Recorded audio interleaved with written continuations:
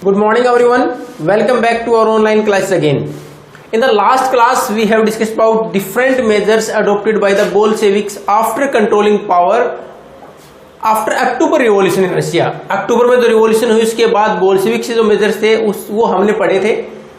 सबसे पहले तो लेनिन जब पावर में आया ही promised whatever before that he completed. उसने जो प्रोमिस किया था specially 3 demands which were raised by him in the past were completed.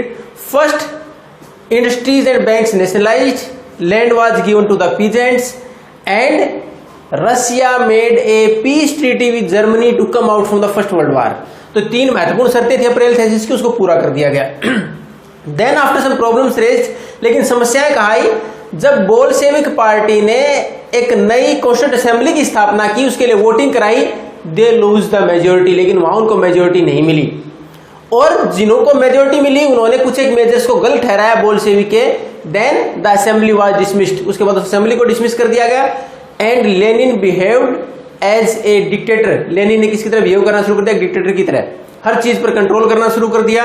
जो ट्रेड यूनियंस थी उनको बैन करना शुरू कर दिया और kept under the control of the government के कंट्रोल में रख दिया।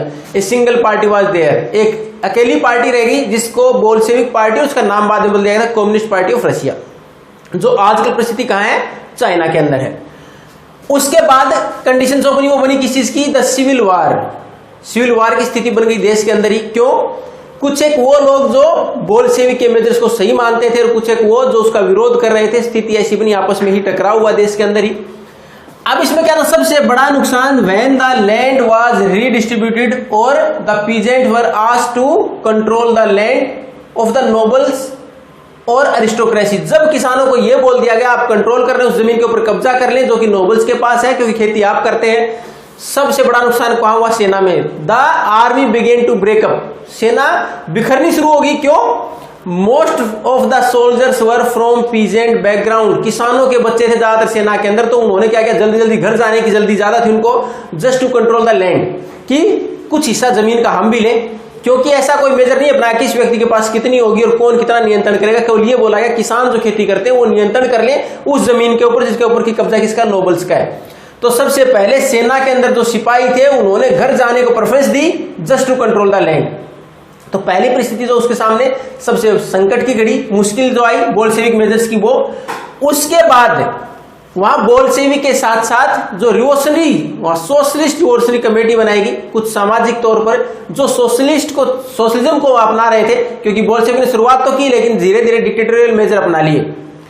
अब उसके बाद रिवोल्यूशनरी जो क्रांतिकारी लोग थे उन्होंने खुद की सेना बना ली जिसको बोला गया ग्रीन।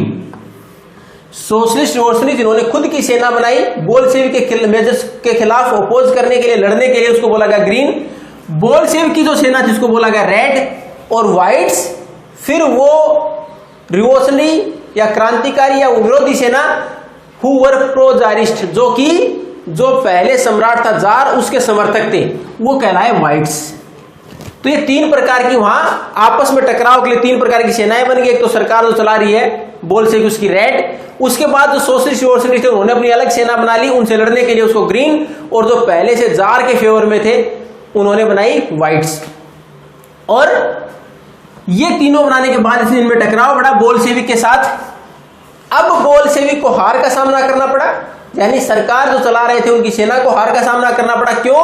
क्योंकि ग्रीन और व्हाइट्स अकेले नहीं थे, they get the support from different countries who were feared of socialism in their own country.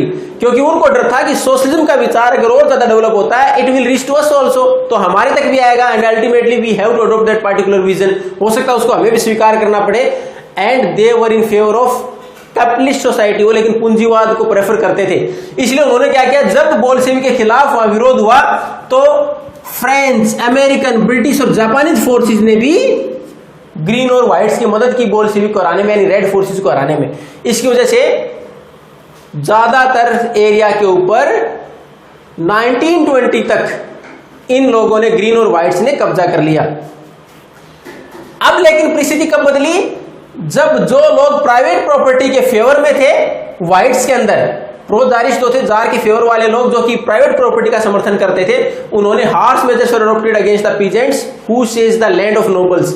जिन किसानों ने नोबल्स की जमीन के ऊपर कब्जा किया था उनके साथ ये कठोरता से पेश आए एंड देयर सपोर्ट डिक्लाइंड, उनकी जो मदद मिल रही थी समाज के अंदर वो धीरे धीरे खत्म होती चली गई। Ultimately Bolshevik regain the power, ultimately उसके बाद वापिस रशियन एम्पायर के ऊपर बोल्शेविक का कब्जा हो गया। लेकिन इसमें मदद किसकी मिली इनको? एक तो उन लोगों की जो कि पहले से बोल्शेविक मेजर्स को मानते तो थे, लेकिन बीच में जब उनके मेजर्स व्हाइट्स ने इस प्रकार के एक्सप्लोरेटिव मेजर अपनाए उसकी वजह से नाराज हुए। दूसरा एक वर्ड आया इसमें जेडिडिस्ट।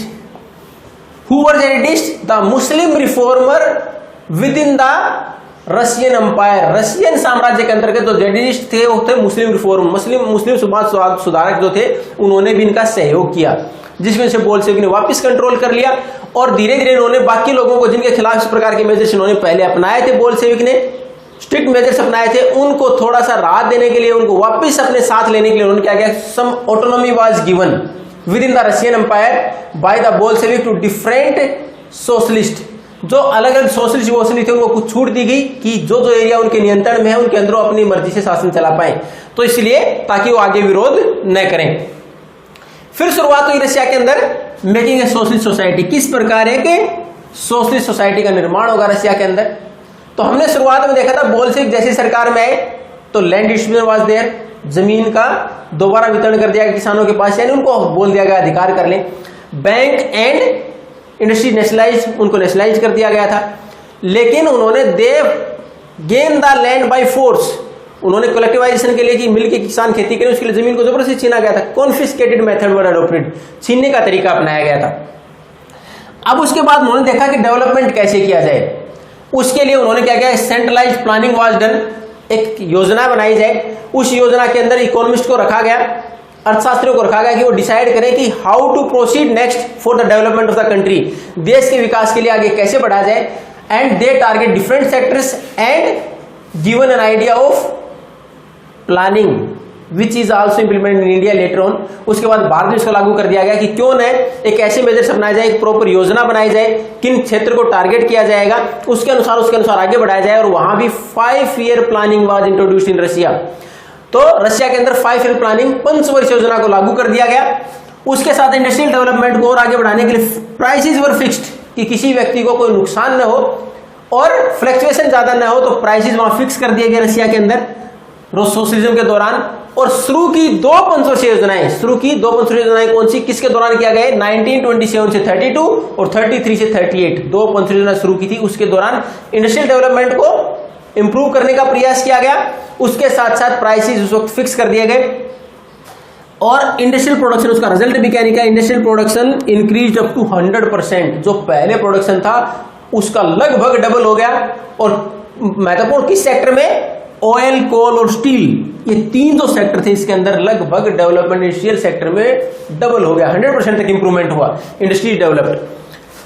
अब उसके बाद इन्होंने फैसिलिटीज बाकी समाज को, क्योंकि सोशलिज्म के आधार पर चल रहे थे, समाजवाद सबको साथ लेकर चलने के विचार पर चल रहे थे, तो इन्होंने क्या किया, धीरे धीरे फैसिलिटीज को बढ़ाने का और प्रयास किया।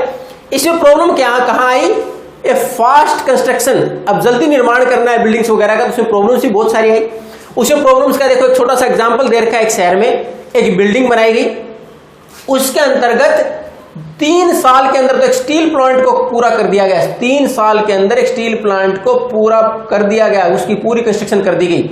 उसमें साथ के साथ इस दौरान कंडीशंस इतनी खराब थी वर्कर्स की, क्योंकि इतना ज्यादा काम कराना, जल्दी काम कंप्लीट करने के चक्कर में, तो उसमें लगभग 550 बार 1 साल के अंदर काम रोकना पड़ा, कि हर रोज 2 घंटे के लिए स्ट्राइक कर दी, फिर वापस काम करने की परेशानियां ज्यादा आ रही थी।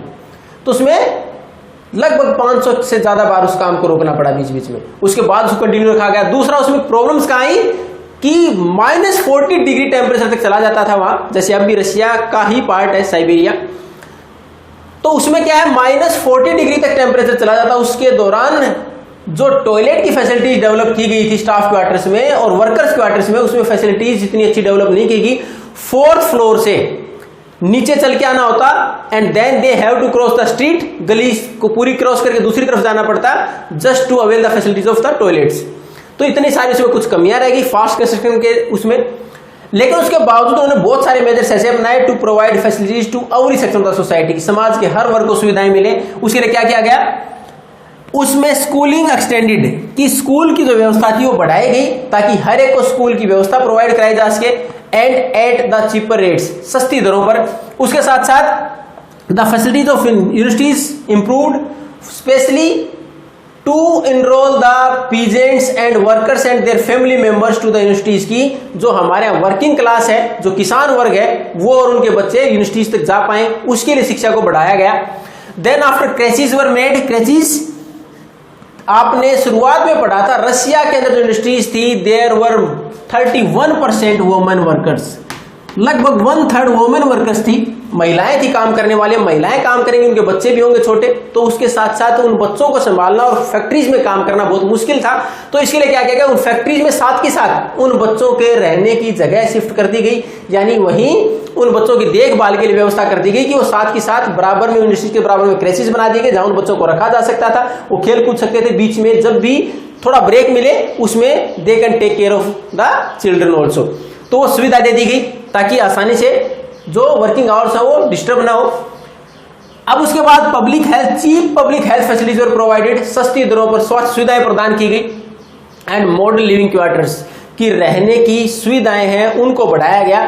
हालांकि द इफेक्ट वाज अनइवन, हर जगह प्रभाव बराबर नहीं रहा, because there were scarce resources, शुरुआत में संसाधन इतने अच्छे नहीं थे, उसके बावजूद बहुत अच्छा प्रयास किया गया रशिया में to establish socialism, and it was the first example where socialism was experienced and successfully experienced, कामयाब तौर पर लागू हो पाया समाजवाद। तो ये रशिया का सबसे बड़ा example. Then after this idea was implemented by different countries, उसके बाद तो अगर हमारे संविधान की प्रीएम्बल को देखें हम, जो हमारे प्रस्तावना उसमें भी वर्ड जोड़ा गया, and it is also taken from Russia, क्योंकि हमारे पहले प्रधानमंत्री जवाहरलाल नेहरू वो रशिया गए थे।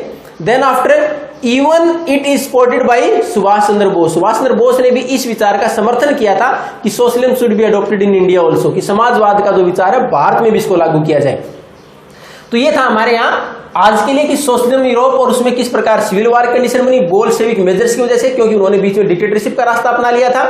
उसके बाद किस प्रकार उन्होंने वापस रिगेन की पावर, वापस कंट्रोल किया, और अल्टीमेटली किस प्रकार सोशलिस्ट मेजर्स अपनाए गए, कौन कौन से मेजर्स अपनाए गए, to provide facilities to everyone, कि सबको सुविधाएं प्रदान की जा सके।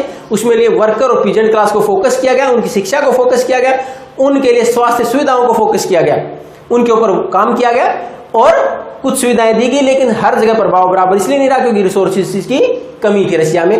धीरे धीरे जैसे जैसे डेवलपमेंट हुआ उन रिसोर्सेज को बढ़ाया गया, फैसिलिटीज भी बढ़ी। Later on we are going to discuss about the Stalin measures for collectivization. If you have any doubt, then you can ask. Thank you and have a nice day.